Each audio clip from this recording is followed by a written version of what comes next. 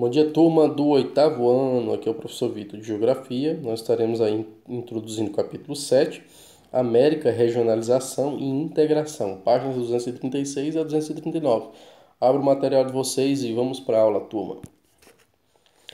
Então vamos compreender esse continente tão diverso e tão regionalizado que é a América, certo, turma? Para compreendermos melhor, né, nós temos que entender, só recapitulando, porque vocês já estudaram isso no sétimo ano. As grandes navegações elas contribuem para a descoberta, né, entre aspas, das Américas. Por que entre aspas? Porque você descobre aquilo que ninguém sabe que existe, que ninguém conhece, que ninguém está lá. Então não tem como eu descobrir um lugar onde há gente morando. Então não tem como eu chegar, vamos dar um exemplo, chegar na tua casa, né? E dizer assim, eita, eu descobri a casa de João, sendo que João mora lá. Você está entendendo? Então por que é complicado esse conceito de descobrimento das Américas?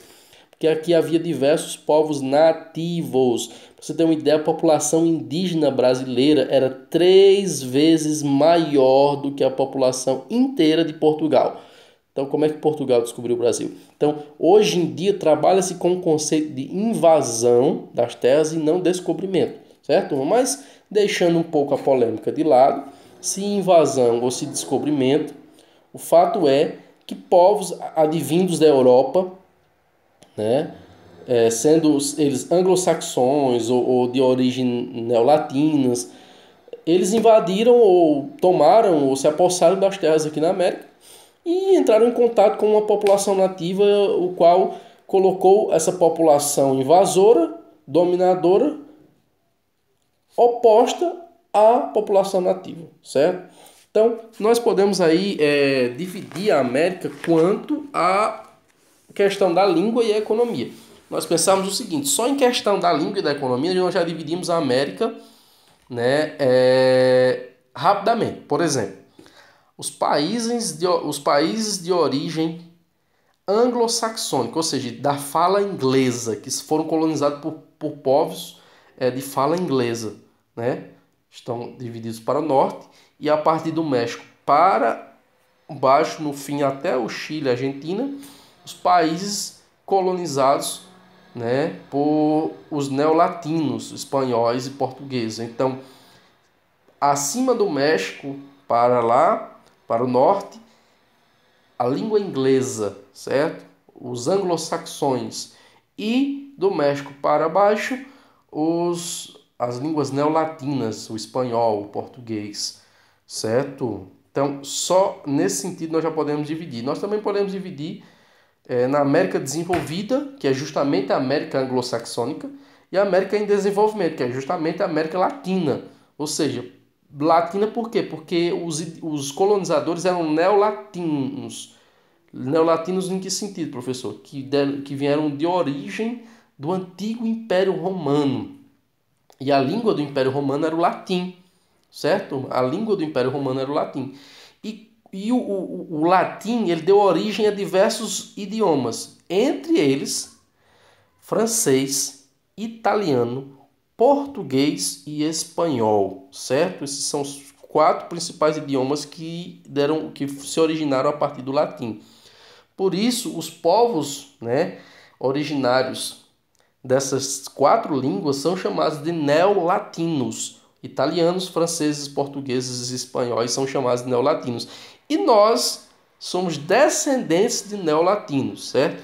E por isso nós temos a denominação de América Latina, do México à ponta da América do Sul, no Chile e Argentina, nós somos considerados América Latina. Então isso pega ali parte da América do Norte, América Central, né, os arquipélagos, a América Continental do Sul, toda dentro desse conceito de América Latina. E dos Estados Unidos acima, Estados Unidos e Canadá, né, Groenlândia ela faz parte da Europa, tá? Ela é administrada pela Dinamarca. Então, Estados Unidos e Canadá, né, eles são a América anglo-saxônica, certo? Então, vamos entender esses conceitos aí, certo? O fator socioeconômico, ele de fato ele é o mais importante nessa classificação. Por isso, embora a maior parte dos latinos-americanos, seja falando de línguas neolatinas, né, como o espanhol, o português, mas aqui nós vamos encontrar outras línguas também, tá, gente? Na Jamaica, por exemplo, né, o inglês, em Grenada, o inglês também. Tem o caso do Suriname, que tem como língua materna o holandês, certo? E tem o Brasil, que apesar que é uma língua neolatina, é o único que fala português aqui nas Américas. Os demais, né, a grande maioria são de fala espanhola, né? Mas os países que compõem a América Latina, eles são os seguintes, ó: Brasil, México, Guatemala, Belize, El Salvador, Bahamas, Cuba, Jamaica, Honduras, Costa Rica, Nicarágua, Haiti, República Dominicana. Temos o Panamá, a Colômbia, também a Venezuela. Nós também temos o Equador, a Guiana, o Suriname, temos o Peru, o Chile e a Bolívia, o Paraguai também, a Argentina, o Uruguai. Temos Granada, Santa Lúcia e Trinidad e Tobago. Então, todos esses países eles estão aí dentro do conceito de América Latina, o qual eu já expliquei. Já a América anglo-saxônica, certo? Os povos anglos, eles foram os colonizadores da região central e norte da atual Inglaterra. Então, esses povos que colonizaram a região central e norte da Inglaterra são chamados de anglos. Já os saxões, eles eram povos habitantes da Saxônia, que era uma região da antiga Alemanha, que entre os séculos V e século VI da nossa era cristã já, eles invadiram a Inglaterra, né, em busca de terras melhores, e daí surgiu o termo da junção desses dois povos, os anglos ao norte e ao sul os saxões. Portanto, os povos que deram origem à Inglaterra são chamados de anglo-saxões, certo? Tudo. Então, a América anglo-saxônica ela é composta pelos Estados Unidos e pelo Canadá, basicamente, certo? Assim como aqui na América Latina, não somente os idiomas, né, anglo-saxões são falados lá na América do Norte, certo? Na América anglo-saxônica. Por exemplo, aqui na América Latina, nós sabemos que existem as exceções. Existe, né, o Suriname com o holandês, existe a Jamaica com o inglês, certo? E na América do Norte existe o Canadá.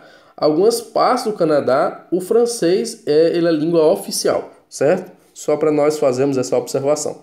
Então, que a maior parte é de fato a língua anglo-saxônica, o inglês. Mas há o caso do Canadá, que em algumas partes, algumas regiões, ela possui o francês como língua oficial. Então, a regionalização, segundo o modelo colonial, nós podemos dividir aí, então, entre a América desenvolvida e a América em desenvolvimento, que foi gerado justamente de acordo com o modelo comercial. A América em desenvolvimento, né, que é a porção do continente mais ao norte, ela sofreu um processo de colonização que é o de povoamento. Então os colonizadores eles vieram para cá não para explorar, não para tirar o melhor da terra, mas eles vieram para morar. Eles vieram fugindo de conflitos religiosos, conflitos econômicos, conflitos regionais, conflitos étnicos. Eles acabaram saindo lá dos seus países de origem, né? E vindo para morar, tanto nos Estados Unidos quanto no Canadá. Então são colônias de povoamento. Nesse sistema, né, a exploração da terra é para ser utilizada na própria terra, né? O trabalho é livre, há grupos familiares de exploração da terra, pequenas propriedades, né, que tinha como objetivo então atender às necessidades internas e tornar essa terra independente, né, economicamente, em todos os sentidos, certo? Já a América em Desenvolvimento, ela sofreu um modelo de colonização de exploração, que a nossa economia atendia às necessidades da metrópole, ou seja, nós tínhamos que fornecer, tá, matéria-prima lá para a metrópole, seja madeira, seja algum tipo de fruta, seja próprios minérios, mas nós fomos extraídos a cada centavo, né, nesse modelo. Então nós aqui, a América Latina, ela está dentro do modelo de colonização e exploração.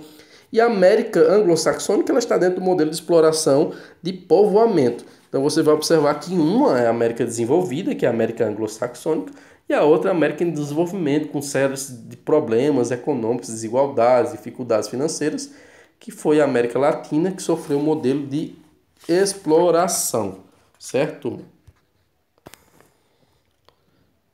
Então, turma, essa foi a aula de hoje. Espero que vocês tenham compreendido. Eu vou estar mandando atividade em áudio para vocês, façam resolução. Boa sorte na resolução. Qualquer dúvida, retorne ao material. E até mais, turma. Tchau.